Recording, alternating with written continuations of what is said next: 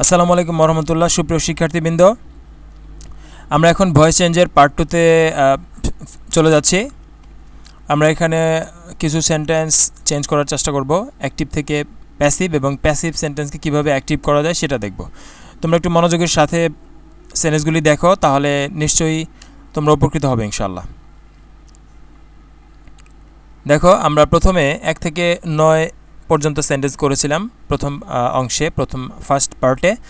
আমরা এখন দ্বিতীয় পার্ট শুরু করতে যাচ্ছি 10 নম্বর সেন্টেন্স থেকে। দেখো, এখানে লেখা আছে ইট পলিউটস ওয়াটার। ইট পলিউটস ওয়াটার, এটা পানি দূষণ করে। তাহলে আমরা যদি এই সেন্টেন্সটাকে প্যাসিভ করতে চাই, তাহলে ইট হচ্ছে এখানে সাবজেক্ট, এবং পলিউটস হচ্ছে ভার্ব, এবং ওয়াটার হচ্ছে একটা অবজেক্ট। তাহলে আমরা সেন্টেন্সটা কী করব? ওয়াটার, এই ওয়াটারটাকে এখানে নিয়ে আসবো, ওয়াটার। এখন এটা যেহেতু একটা প্রেজেন্ট টেন্স, এজন্য আমরা এখানে এম ইজ আর। ওয়াটারের সাথে কি এম হয়? ওয়াটারের সাথে কি ইজ হয় নাকি আর হয়? কোনটা হয়? ইজ হয়। তাহলে ওয়াটার ইজ, এই যে পলিউট, এটার 3 নম্বর ফর্ম হচ্ছে polluted. Water is polluted by, এই যে ইট আছে, ইটটাকে আমরা এখানে কী করে দিলাম? অবজেক্ট করে দিলাম। ওয়াটার ইজ পলিউটেড বাই ইট, পানি এটার দ্বারা দূষিত হয়। তারপরে আমরা একটু পেনটা নিয়ে নিই। 2 নম্বর সেন্টেন্সটা দেখো, 11 নম্বর সেন্টেন্সটা। 11 নম্বর সেন্টেন্সে দেখো, এখানে লেখা আছে হি does not cultivate his lands. He does not cultivate, তিনি চাষ করেন না, হিজ ল্যান্ডস, তার জমি। তাহলে এই সেন্টেন্সটাতে he does not cultivate his lands, এই হিজ ল্যান্ডসটা হচ্ছে এখানে অবজেক্ট। তাহলে হিজ ল্যান্ডসটাকে আমরা এখানে বাক্যের শুরুতে নিয়ে আসলাম। হিজ ল্যান্ডস, যেহেতু এখানে এস আছে, তার মানে একটা প্লুরাল ফর্ম, আমরা এখানে আর বসাবো। হিজ ল্যান্ডস আর, এই যে নট আছে, নট বসালাম। His lands are not cultivate, এটার 3 নম্বর ফর্ম হচ্ছে cultivated. His lands are not cultivated by him, এই যে হিম আছে, হিমটা, এই হিটা এখানে কি হিম হয়ে গেল, ঠিক আছে। তারপর 12 নম্বর সেন্টেন্স দেখো,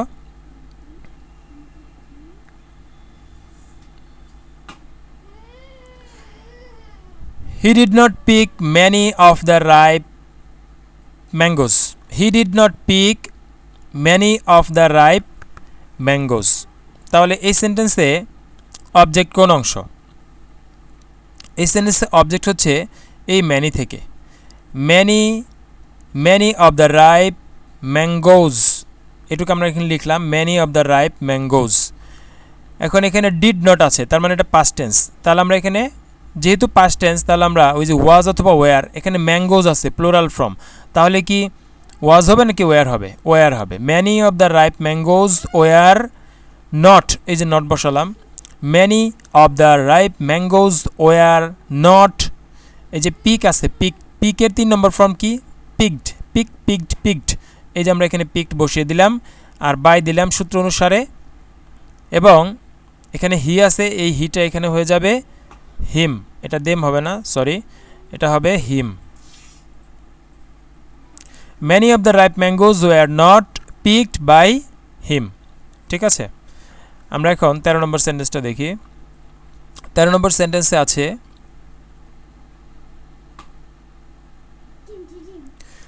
he leads a happy life. He leads a happy life. আমরা পেনটা একটু প্রবলেম হচ্ছে, এটা একটু লাইটার করে নিই। হি হচ্ছে সাবজেক্ট, এবং এই লিডস হচ্ছে, এটা হচ্ছে একটা verb. He leads a happy life, তিনি একটা সুখের জীবন যাপন করেন। এই সেন্টেন্সটাকে আমরা যদি প্যাসিভ করতে চাই, তাহলে কি হবে? এই সেন্টেন্সে অবজেক্ট হচ্ছে এ হ্যাপি লাইফ। তাহলে এই হ্যাপি লাইফটাকে আমরা বাক্যের শুরুতে নিয়ে আসি। আমরা দেখে নিই সেন্টেন্সটা। দেখো, আমরা এখানে লিখে দিয়েছি এ হ্যাপি লাইফ, এতটুকু হচ্ছে সাবজেক্ট বসালাম। এখন সূত্র অনুসারে একটা অক্সিলারি ভার্ব বসিয়ে দেবে, এম ইজ আর, যে কোনো একটা। তাহলে প্রেজেন্ট টেন্স, এই যে লিডস, প্রেজেন্ট টেন্স আমরা এখানে ইজ বসালাম। এখানে লিড, এই যে লিড আছে না, লিডের 3 নম্বর ফর্ম লিডই হয়, ওকে, লিড। তাহলে a happy life is lead by, এই হিটা এখানে গিয়ে হিম হয়ে গেল। A happy life is lead by him. আমরা এখন 14 নম্বর সেন্টেন্সটা দেখব। দেখো, সেন্টেন্সটা এখানে আছে some tools were bought. Some tools এটা হলো subject. Some tools were bought from the smithy, কিছু যন্ত্রপাতি কেনা হয়েছিল ফ্রম দ্য স্মিথি, কামারশালা থেকে। ঠিক আছে, তাহলে আমরা এই সেন্টেন্সে কোনো অবজেক্ট নেই, এজন্য আমরা এখানে একটা অবজেক্ট দিলাম, সেটা হচ্ছে দে, মানে ছাত্রছাত্রীরা কিনেছিল। ঠিক আছে, এজন্য তাদেরকে, ছাত্রছাত্রীদেরকে আমরা এখানে দিলাম দে। তাহলে দে, যেহেতু এটা পাস্ট টেন্স, তাহলে এই ওয়ার্ডটা কি হবে, উঠে যাবে। এটা যেহেতু প্যাসিভ সেন্টেন্স, দেখো এই যে প্রথমে দেওয়া আছে প্যাসিভ, আমরা এখন কি করছি, এই অ্যাক্টিভ করছি। অ্যাক্টিভ করতে হলে আমাদেরকে এই অক্সিলারি এখান থেকে বাদ দিতে হবে। ঠিক আছে, তাহলে দে, এই যে বট আছে, বট আমরা এখানে নিয়ে আসলাম। ঠিক আছে, দে বট, তারা কি কিনেছিল, সাবজেক্ট সাম টুলস কিনেছিল, তাহলে সাম টুলসটা আমরা এখানে নিয়ে আসলাম, এই যে some tools. They bought some tools from the market, এই যে এখান থেকে এটা ফ্রম দ্য মার্কেট নিয়ে আসলাম, যা আছে ফ্রম দ্য মার্কেট, তো from the smithy, sorry, they bought some tools from the smithy. আমরা এখন 15 নম্বর সেন্টেন্সটা দেখব। দেখো শিক্ষার্থী বন্ধুরা, 15 নম্বর সেন্টেন্সে রয়েছে হি টিচেস আস ইংলিশ, তিনি আমাদেরকে ইংরেজি শিক্ষা দেন।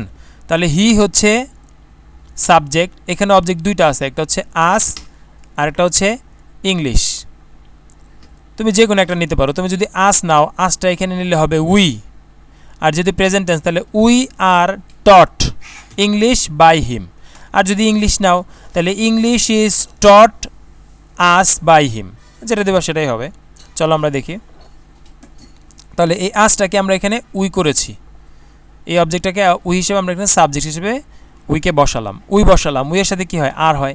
তাহলে উই আর টট, এই যে টিচের 3 নম্বর ফর্ম হচ্ছে taught, we are taught English, object বসালাম, উই আর টট ইংলিশ, আমাদেরকে ইংরেজি শিক্ষা দেয়া হয় বাই হিম, এই যে হিটা এখানে কি হয়ে গেল, হিম হয়ে গেল, বাই হিম, তার দ্বারা। 16 নম্বর সেন্টেন্সটা দেখো, he is liked by everybody, সেন্টেন্সটা পড়ো সবাই, he is liked by everybody. তাহলে এভরিবডি হচ্ছে এখানে একটা অবজেক্ট, তাহলে এভরিবডিকে সামনে নিয়ে আসো। তাহলে আমরা লিখব এভরিবডি। এখন এই সেন্টেন্সটা একটা, যেহেতু এটা একটা প্যাসিভ সেন্টেন্স, এই দেখো এই যে প্যাসিভ, এটা হলো আমরা এখন কি করছি, অ্যাক্টিভ করছি। তাহলে এই ইজটাকে কি করতে হবে, কেটে দিতে হবে। তাহলে এটা একটা প্রেজেন্ট টেন্স, তাহলে লাইকটাকে এখানে লাইকস হয়ে গেল। এভরিবডি, কারণ এভরি হচ্ছে third person singular number, third person singular নাম্বারের সাথে সবসময় ভার্বের সাথে এস বাই এর যোগ হয়। তাহলে এভরিবডি লাইকস, এই যে হি আছে, হিটা এখানে হিম হয়ে গেল। ঠিক আছে, চলো আমরা 17 নম্বর সেন্টেন্সটা দেখি। 17 নম্বর সেন্টেন্স হচ্ছে একটা অ্যাক্টিভ সেন্টেন্স, এটাকে প্যাসিভ করতে হবে। সাবজেক্ট হচ্ছে Ruplal wanted a peaceful life, তাহলে এখানে এ পিসফুল লাইফ হচ্ছে অবজেক্ট। তাহলে আমরা চলো সেন্টেন্সটা করে ফেলি। এ পিসফুল লাইফ, এই যে ওয়ান্টেড পাস্ট টেন্স আছে না, তাই এই জন্য আমরা এখানে বসিয়েছি was. A peaceful life was wanted by Ruplal, a peaceful life was wanted by Ruplal. ঠিক আছে, তারপর দেখো 18 নম্বর সেন্টেন্স। এই সেন্টেন্সের সাবজেক্ট হচ্ছে হি, এটা একটা প্যাসিভ সেন্টেন্স, আমরা এটাকে অ্যাক্টিভ করব। ঠিক আছে, he was invited by a king, তাহলে এই কিংটা হচ্ছে এখানে অবজেক্ট, তাহলে এই কিংটাকে সাবজেক্ট হিসেবে এখানে নিয়ে আসতে হবে। ঠিক আছে, আমরা তাহলে এখানে কিংটা বসালাম, এই যে কিং, এই ওয়াজটাকে কাটা দিতে হবে, অক্সিলারি উঠে যাবে। ইনভাইটেডের এটা পাস্ট ফর্ম, এই যে ওয়াজ যেহেতু এটা একটা পাস্ট টেন্স, এই জন্য পাস্ট ফর্মই এখানে বসাইতে হবে, ইনভাইটেড বসালাম। এ কিং ইনভাইটেড, এই হিমটা এখানে হিম হয়ে গেল। এ কিং ইনভাইটেড হিম, একজন রাজা তাকে দাওয়াত করেছিল, আর আগেরটাই ছিল সে দাওয়াতপ্রাপ্ত হয়েছিল একজন রাজার দ্বারা। তারপরে দেখো 19 number sentence. A noble man, এখানে এই সেন্টেন্সে নোবেল ম্যান হচ্ছে একটা subject. A noble man took him for an ordinary man, a noble man took him, এই হিমটা হচ্ছে এখানে অবজেক্ট, তাহলে এই হিমটাকে এখানে সাবজেক্ট হিসেবে নিয়ে আসতে হবে আমাদের, রাইট। চলো আমরা নিয়ে আসি। তাহলে হিমটা হি হয়ে গেল। ঠিক আছে, এই যে টুক আছে, টুক একটা কি প্রেজেন্ট ফর্ম নাকি পাস্ট ফর্ম বলো তো? টুক হচ্ছে একটা পাস্ট ফর্ম হওয়ার কারণে আমাদের নিয়ম অনুসারে এখানে একটা ওয়াজ বসাইতে হবে, রাইট, ওয়াজ অথবা ওয়ার। তাহলে হি একজন থার্ড পারসন